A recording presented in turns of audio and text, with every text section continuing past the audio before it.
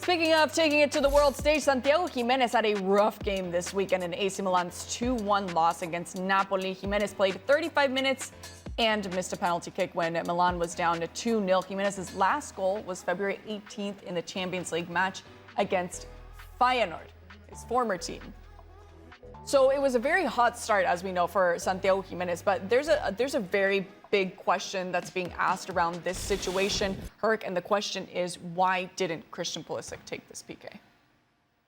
You know, it's funny because we had a situation like this where it was Tamari and Abraham that ripped the ball out of Christian Pulisic's hand not too long ago, and then Abraham ends up missing the penalty kick, and people criticize Christian Pulisic of, why didn't you take that penalty kick? And Paulo Fonseca, the coach at that time, came out and was like, no, he's supposed to be the guy who takes the penalty kicks, and it didn't happen, and he was upset.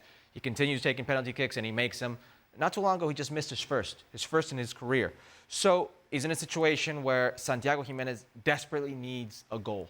And he understands, and I think they get along surprisingly well. I think they're very similar backgrounds, similar upbringings, and gives the ball in an attempt to give confidence to Santiago Giménez. Put the ball in the back of the net. It's going to give you confidence. We need our 9 to start scoring goals. Fast start by Santi Giménez. Cooled down. I believe all those goals and assists came in the first 5 games. Yeah. He's been extremely cold ever since. And Santi Giménez is one of those players where if he's not putting the ball in the back of the net for you, he's going to offer you very little in terms of how he associates and brings others into the final third. You're not going to see a difference maker in that aspect. So he really needs to affect the scoreboard. He missed it. It's not the first time he's missed a penalty kick, and it probably won't be the last time. Right. I've always been told those who miss the penalty kicks are the ones who have the stones to pick up the ball and take it. That's Santi right there in his own adventure that he needs to figure out and getting himself back on track. In terms of Christian Pulisic, this is not what you want to see. I need to see Christian Pulisic be more cutthroat. You need to step up. You're playing against Napoli at San Paolo at the Diego Armando Maradona Stadium. Yeah. You need to step up to the occasion. It's okay. It's being nice with a teammate and cheering him up and giving him the chance to get back on track, but not there. No. You need to read the room. You need to read the situation, the context. Read the room. I love it. And this is not your task.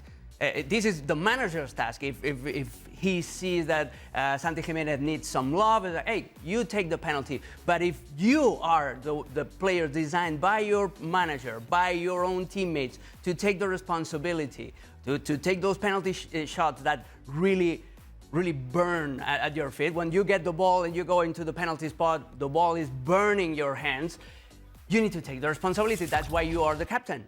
That's why you are one of the best paid players in AC Milan. It's hiding behind Santi Giménez. If he scores, it's good, and you can even say, no, I gave him the chance, so he owes me one. If he doesn't score, everyone's talking about Santi Giménez. No one's talking about Pulisic not living up to the occasion. Yeah, and this is just a case where Christian Pulisic, you said read the room. I couldn't have put it better myself. It's a situation where you have to understand that's a 2-2.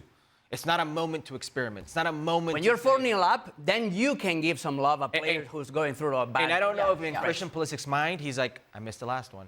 And if that's, well, making it easy on himself and giving up the penalty.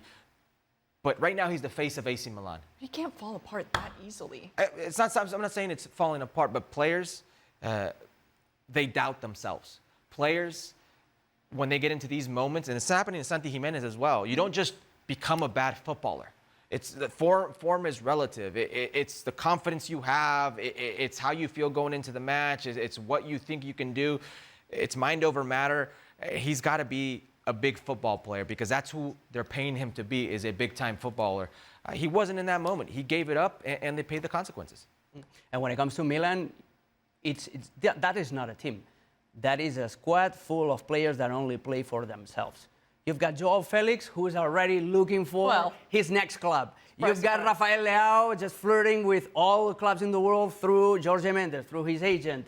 You've got a lot of just players that just want to highlight themselves, to showcase his abilities, but they're not willing to work as a team. Did you see the goal that Milan just conceded in the first minute? Yeah. It's a poor pressing effort by Joao Felix because he's just thinking about, no, you give me the ball, and I will produce some highlights. Campaigning for his next team. Exactly. Did you see what Kyle Walker told Joao Felix in We're the... not Messi. Yeah, we're not Messi. Just pass the ball around. You cannot dribble through Yikes. 3-4 players and create those. There's also a reality about this Milan team is today. They're where they are for a reason. This isn't the Milan of old where you see the prime players, Kaká, Seedorf, in their actual prime moments, taking a club into glory.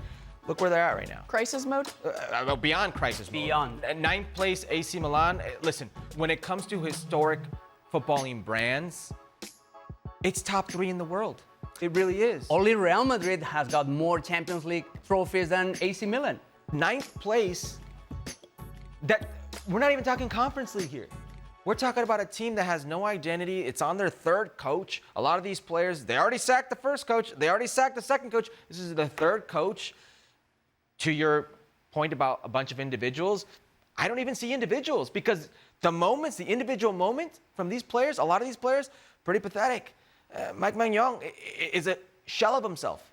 Rafa Leao a few years ago was the hottest prospect in the world. Yeah. Joao Felix, which one are we going to talk about? The player went to 130 million euros Atletico de Madrid paid for him. Kyle Walker, there's massive names here. Yeah, I think Kyle Walker There are no is players. shocking. Besides Christian Pulisic and Rangers, who can say, hey, I'm right now probably at the height. That's the name that I wanted to bring up.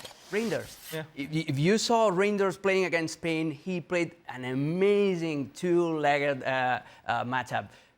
As a holding midfielder first, as a number 10 later, alternating both positions, being confident, being sharp.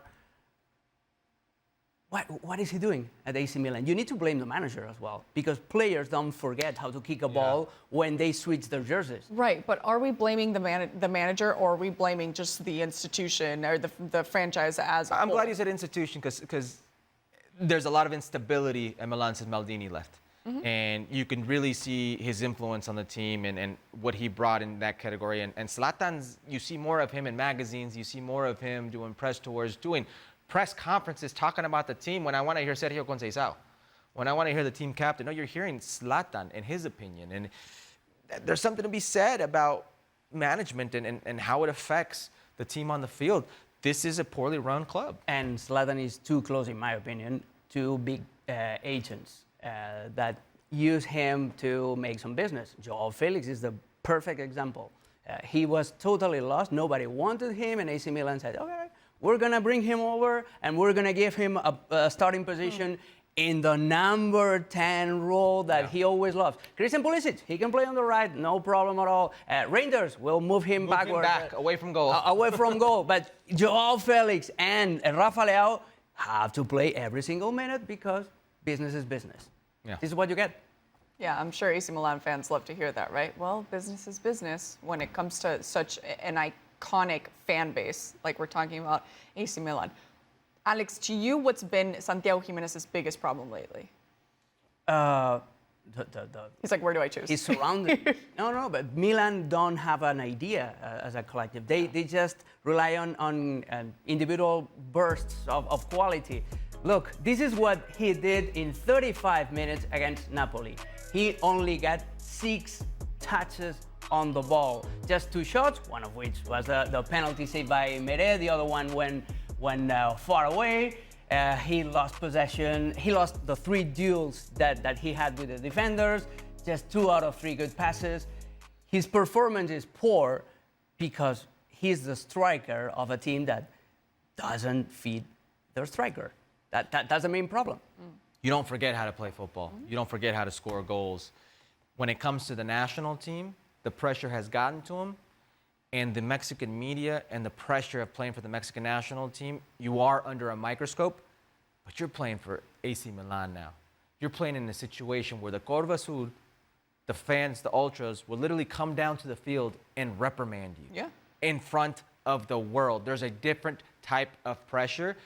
And it's not just for Santi Giménez that I feel the group is under. Sergio Conceição is under. Zlatan is under. All those players are under. And when you're in that tense environment and you fail to produce, well, players crumble. Yeah. And that's what's happening right now. We're seeing it not just with Santi Giménez, but those around him. Romelu Lukaku. Yeah. What happened to Romelu Lukaku at Milan? The same thing he had delivered at Chelsea, at Inter, anywhere he went. But when he started playing for Milan, he crumbled. This is a special place. Not all players can wear that badge. That's simple as that. Instability at the top just makes its way eventually on the field. And that's Trickles down, yeah. Yeah, it really does. And that's been only one of Milan's biggest problems. It seems like a now or never situation for